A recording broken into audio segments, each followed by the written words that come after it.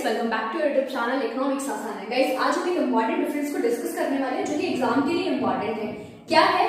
National income at current price versus national income at constant price. तो क्या difference होता है national income at current price versus national income at constant price में? With basis हम इसको detail में देखेंगे। सो गाइस, बात करें नेशनल इनकम की, तो नेशनल इनकम क्या होता है कि जितना भी फाइनल गुड्स एंड सर्विसेज का प्रोडक्शन हुआ है बाय नॉर्मल रेजिडेंट, उसकी मॉनेटरी वैल्यू क्या कहलाती है? नेशनल इनकम कहलाती है। तो national income at current price में हम करंटली जो प्राइस चल रहा होगा उस पर मेजर करेंगे, और national income at constant price में कांस्टेंट प्राइस से मेजर करेंगे, बेस प्राइस से मेजर करेंगे। तो विद बेसिस समझते हैं। सबसे पहला हमारा बेस आता है मीनिंग। तो national income at current price का मीनिंग क्या है?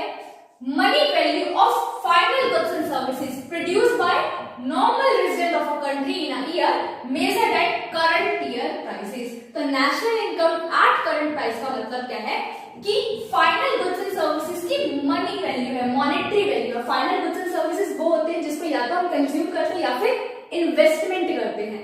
तो यहाँ पे मनी वैल्यू का मतलब क्या है कि in terms of price measure करते हैं। कौन प्रोड्यूस करेगा? Normal resident. तो क्या है national income at current price?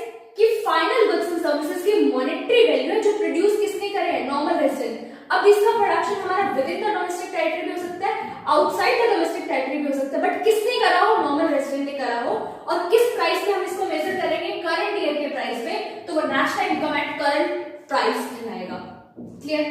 National income at constant price का मीनिंग क्या है कि मनी वैल्यू है, ये भी in terms of price measure कर रहे हैं, और फाइनल गुड्स एंड सर्विसेज वही कंज्यूम करेंगे या फिर इन्वेस्टमेंट करेंगे to produce by normal resident. Normal resident produce करेगा चाहे वो डोमेस्टिक टेरिटरी के अंदर हो चाहे डोमेस्टिक टेरिटरी के बाहर।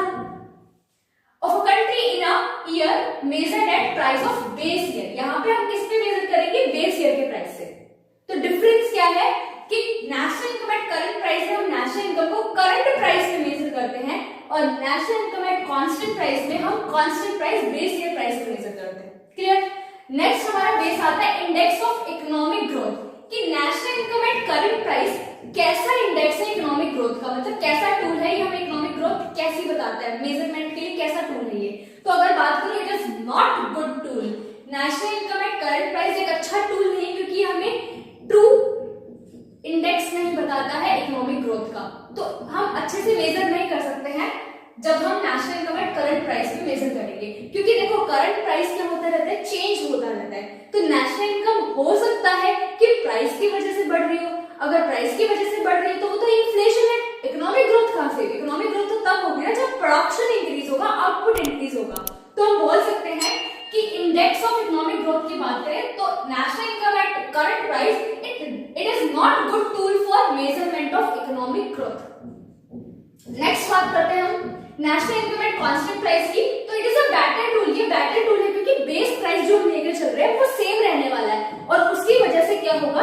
अगर नेशनल इनकम बढ़ेगी तो वो आउटपुट की वजह से ही बढ़ेगी, प्राइस की वजह से नहीं बढ़ेगी। तो ये हमें रियल इंडेक्स है, रियल ग्रोथ बताता है इकोनॉमी की। ठीक है? तो हम इसको ट्रू इंडिकेटर हम बोल सकते हैं कि नेशनल इनकम जब हम कांस्टेंट प्राइस पे मेजर करते हैं तो हमें इकोनॉमिक ग्रोथ बताता है, रियल इकोनॉमिक ग्रोथ बताता है। यहाँ पे तो हमारा प्राइस की वजह से अगर नेशनल इनकम बढ़ी तो इन्फ्लेशन है, तो ये रियल इकोनॉमिक ग्रोथ नहीं बताता है। तो हम बोल सकते हैं कि करंट प्राइस में जब हम मेजर कर रहे हैं तो ये it is not good tool, and constant price में भी मेजर कर रहे हैं तो ये बेटर टूल है, अच्छा टूल है। तो कॉजेस ऑफ चेंज का क्या है? Causes of change current price में जो चेंज है वो प्राइस एंड क्वांटिटी दोनों की वजह से आते हैं। अगर प्राइस की वजह से चेंज आता है तो हम रियल ग्रोथ नहीं बता सकते, क्योंकि प्राइस की वजह से अगर वैल्यू बढ़ रही है तो वो इन्फ्लेशन हो सकता है, बट अगर क्वांटिटी की वजह से बढ़ेगी तो रियल ग्रोथ बता सकते हैं, क्योंकि दोनों से हम इसको मेजर करते हैं। तो इसलिए मैं बोल रही हूँ कि अच्छा टूल नहीं है। एग्जाम्पल के थ्रू सोचो। देखो हमारा जो करंट प्राइस है वो 100 है, क्वांटिटी जो है वो है हमारी मान लो 1000। ठीक है? अब वैल्यू कैसे निकालेंगे? प्राइस इनटू में क्वांटिटी। तो प्राइस इनटू में क्वांटिटी करा तो मेरी जो वैल्यू आई है वो कितनी आई है? 1 लाख आई है। ठीक है? अब क्या है? क्वांटिटी मेरी बिल्कुल सेम है 1000, प्राइस मेरा क्या हो गया? 120 हो गया। मल्टीप्लाई करेंगे तो 1,20,000। अब ये जो 20,000 वैल्यू बढ़ी है, क्या ये आउटपुट के इंक्रीज होने की वजह से बढ़ी है? नहीं, ये तो बढ़ी है हमारी प्राइस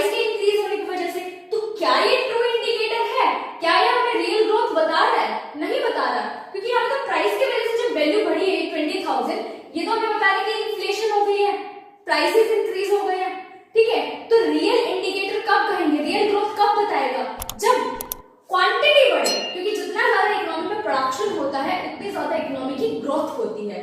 तो हम बोल सकते हैं कि नॉट गुड टूल। समझ में आया होगा एग्जांपल से, ठीक है, क्योंकि प्राइस की वजह से चेंजेस आएगा तो वो रियल टूल नहीं बताएगा, क्वांटिटी की वजह से आएगा तो बता सकता है, बट दोनों से मेजर करते हैं तो हम इसको गुड टूल नहीं मेजर मानते हैं। देखो कांस्टेंट प्राइस की बात करें तो ये क्वांटिटी का ही चेंज बताता है, क्वांटिटी का चेंज बताता है, तो ये अच्छा टूल है या नहीं है? एग्जांपल से समझो। देखो बेस ईयर का प्राइस जो है हमारा वो मान लो 100 है, क्वांटिटी वो मेरी 1000, वैल्यू क्या आएगी हमारी 1 लाख। अब प्राइस मेरा सेम रहेगा, बेस ईयर प्राइस कांस्टेंट रहेगा, जब भी तो बोल रहे हैं कांस्टेंट प्राइस, और क्वांटिटी मेरी क्या हो गई है 1200 हो गई है, तो यहाँ पे मेरी वैल्यू क्या आएगी 1,20,000। अब ये जो 20,000 इंक्रीज हुए हैं ये प्राइस की वजह से इंक्रीज हुए? नहीं, ये तो क्वांटिटी की वजह से इंक्रीज हुए, और अगर क्वांटिटी बढ़ रही है तो ऑब्वियसली इकोनॉमी तो ग्रो कर रही है ना। समझ में आया है नहीं? यहाँ पे दोनों से हम क्या करते हैं, दोनों का कॉज हो सकता है हमारी नेशनल इनकम की वैल्यू को चेंज होने का, बट यहाँ पे सिर्फ क्वांटिटी की वजह से ही चेंज आएगा, क्योंकि बेस प्राइस तो हमारा कांस्टेंट रहने वाला है।